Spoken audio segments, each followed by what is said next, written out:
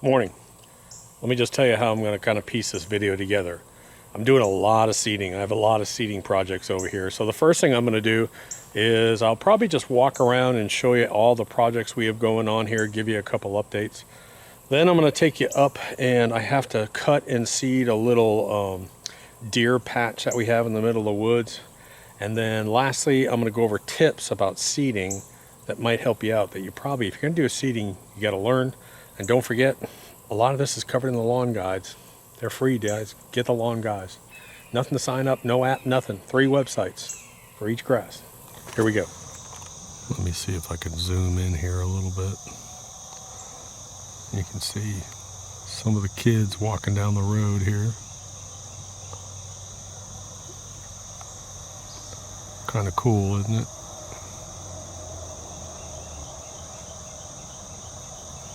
Here they come.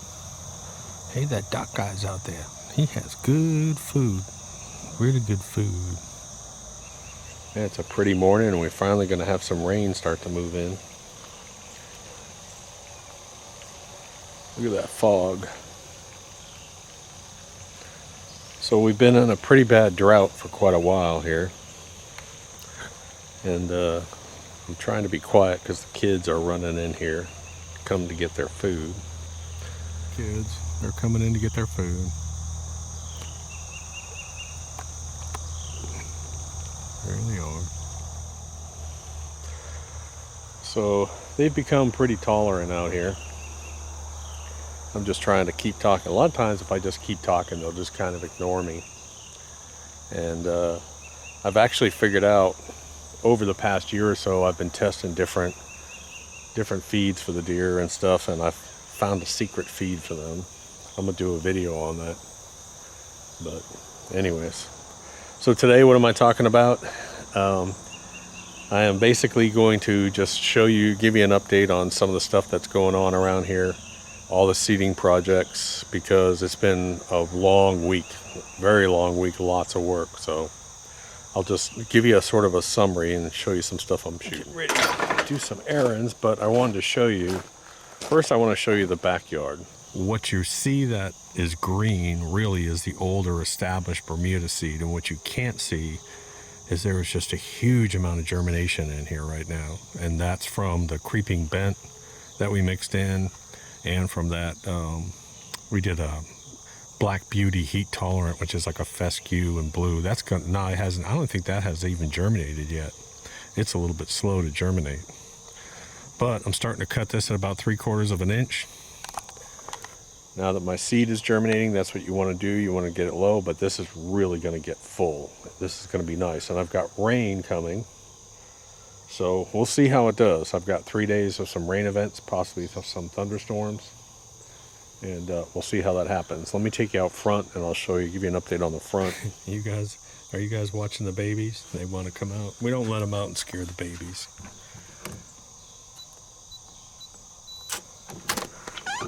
Come on, you guys come out. The babies are all gone. The babies are all gone. Linda, you be nice to the babies. Yeah, you be nice to those babies. They're all gone. Next year, this is really going to be strong. I mean, this is only a few weeks old. So next year, when this Bermuda really gets aggressive, yesterday I came out and I put down some dirt booster and I put down green shocker. Now we're not using slow release fertilizers here because of the pond. We only use fast release. I've used super juice and green shocker for fertilizer. And then to bump up the organic and the mycorrhizal fungi and good bacteria, I'm using dirt booster.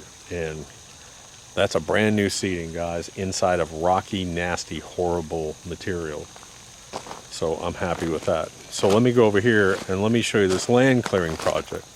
So this land clearing project is interesting in that this was a nasty, nasty wooded area.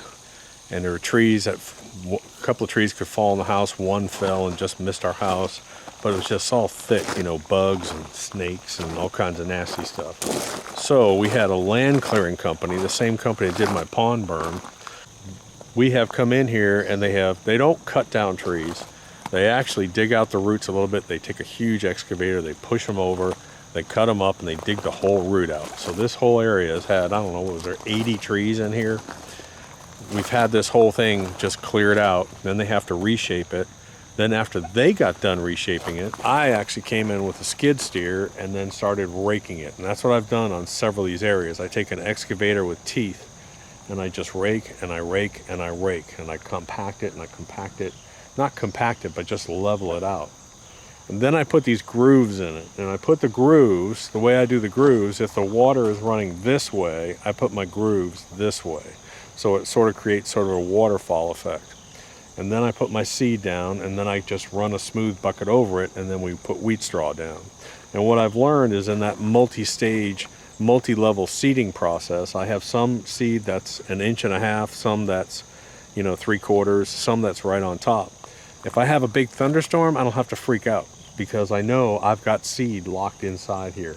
And so we're going to have thunderstorms over the next few days. We'll see how this holds up. What have I come in here and seeded this with? I have got, 3 different types of grass seeds. I have got crimson clover, I have got white clover, I've got micro clover, and I've got brassica, which is a turnip. And my goal is to turn this into a beautiful green field and have the deer come in here, and they'll actually just be packed in here. It'll be real pretty to look at. What I have here is every time I had some extra seed, I would come out here and I would throw some extra seed. So I've got grasses, I've got clovers, I've got weeds, everything in here. And that is amazing how beautiful this looks in the middle of a drought. That biodiversity is really important when you're working something like this. It's the same thing we do up in our fields. But John and Jeff are responsible for cutting this. He comes out once a week with his 0 turn, and we cut this, and it looks really nice. Now let's talk about this road over here. This road, eventually, let me put up a picture of what we're going to put down here. I'm going to order a custom-made cabin, studio, little guest house, whatever you want to call it, and we're going to put it down over here. It's not tiny. It's going to be like a total 16 by 30, so it's pretty good size, but it has a cute little front porch. And I think I'm going to have them, they actually offer it with some options, like they're going to spray foam the whole inside. They even have a mini split system you can put in there for heating and cooling, so I'm really considering that, but it's a lot less than having it built on site. The prefab, they'll bring it in here, they drop it there, and I can probably get that at a pretty reasonable price. But I had to create a sort of elevated road that wasn't going to sink. One of the problems when you start pulling out tree stumps is you have a big hole, and now you got to try and fill it, and it gets full of water. So I was dealing with that yesterday. So I had one hole over here that didn't want to firm up, so I kept putting clay in it. And gravel will not firm up a hole, by the way. So I had to get clay, soil, and keep filling that and filling it. The first thing I did was I had them put crush and run. Now crush and run is a sandy mix of clay and rock. Had them put crush and run, and then I have gravel on top of this. So I have 2 full truckloads of gravel just in this one area. What are we doing now? I'm switching out UTVs. This is our old cheap UTV that I beat the living daylights out of.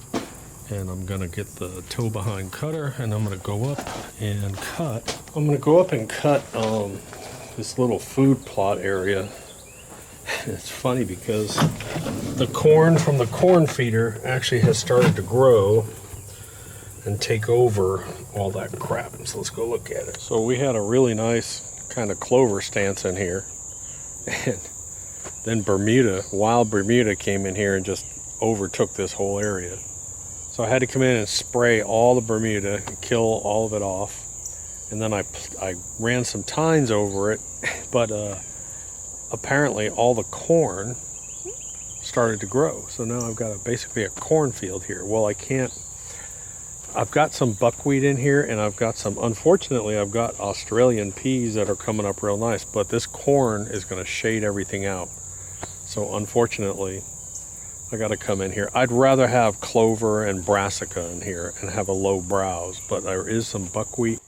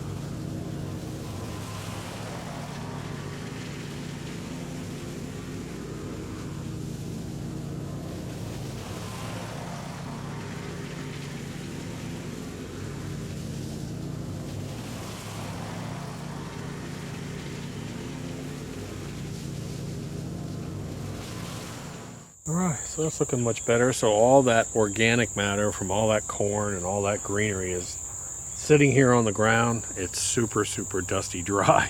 But I've got 4 days of rain moving in. So with 4 days of rain moving in, now's the time to put out my seeds. So I'm just gonna hand toss. I'm gonna hand toss, I've got white clover and then some kind of deer green mix, which is mainly just like brassica. You can see it, it's extremely fine. Every once in a while I do put out some crimson clover, and it's actually 4 or 5 times the size of this, the seed wise. But I have found that the white clover works really well here. It's nitrogen fixing, and the deer actually like it, the bees like it, so I'll put it out, and then I'll put out some greens as well too.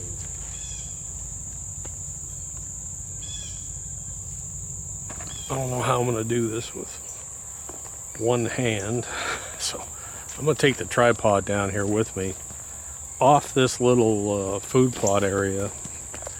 We have a back 20 acres. This is a 40-acre property, and this back 20 acres is super, super thick. So we opened up a trail back here. I'm gonna walk you down there, but one of the things I like to do is I like to put clover on any of the trails or lanes that we have cut through here. And it usually takes, there's usually enough, but if I'm gonna have a rain event, so now is the time to put it out.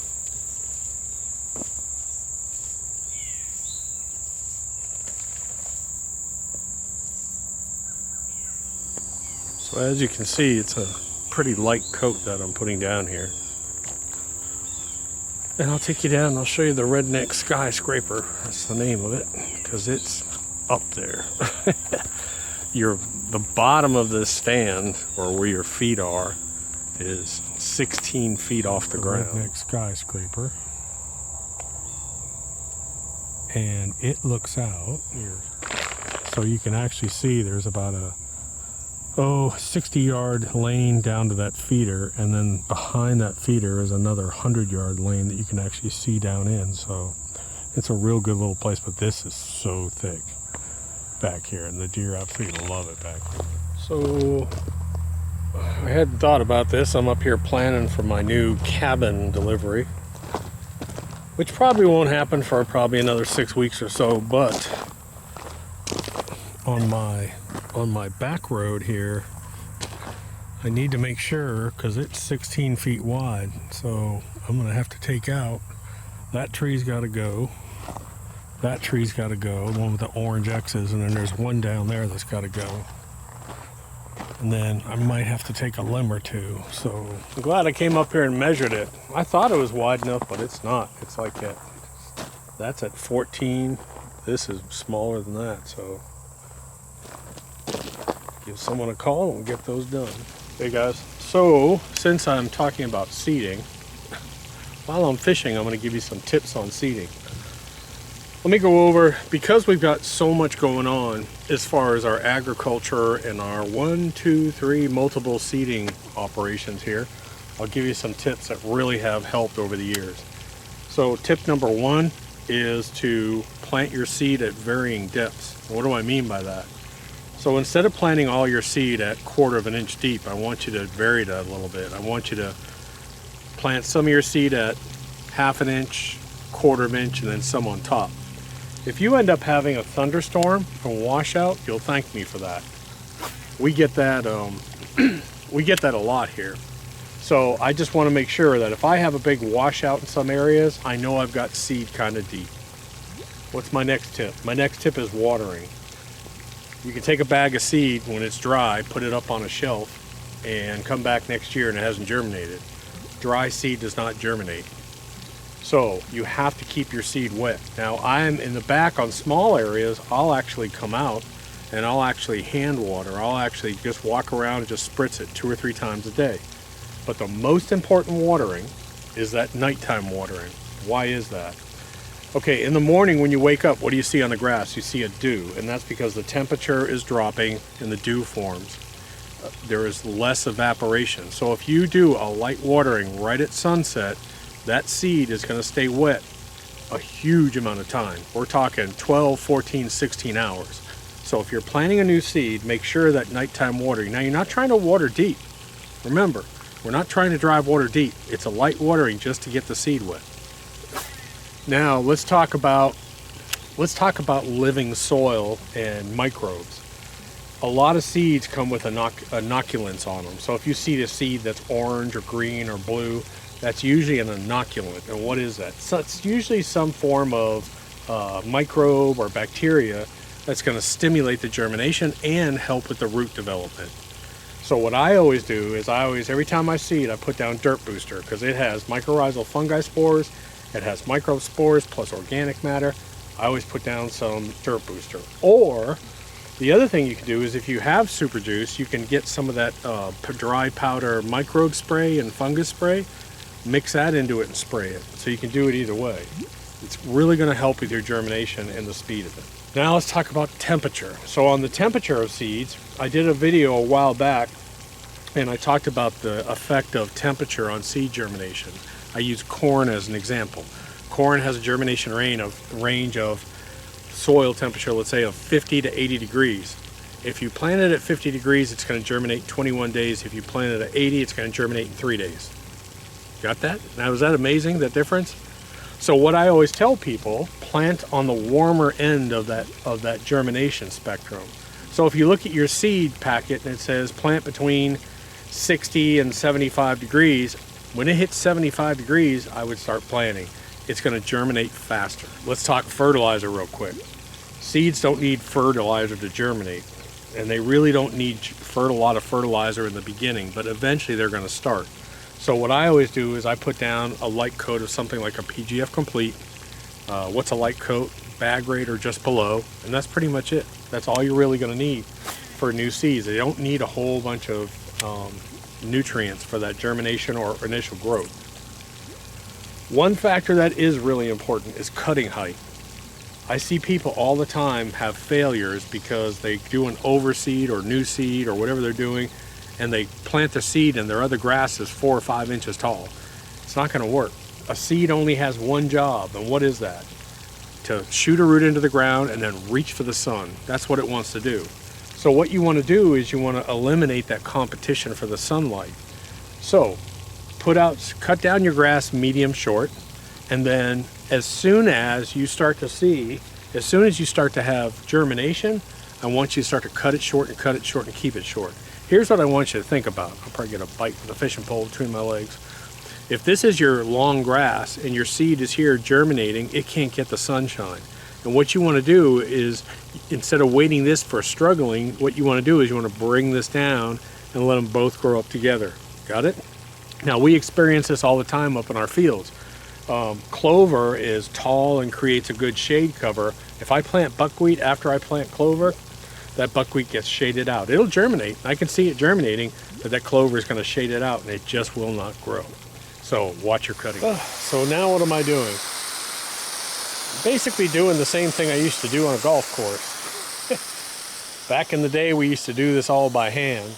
We used to go out to the putting greens and we used to actually syringe water, or we used to drench coat in the heat of the afternoon. It's about 2 o'clock and it is one of the hottest days of the year. I have brand new germination.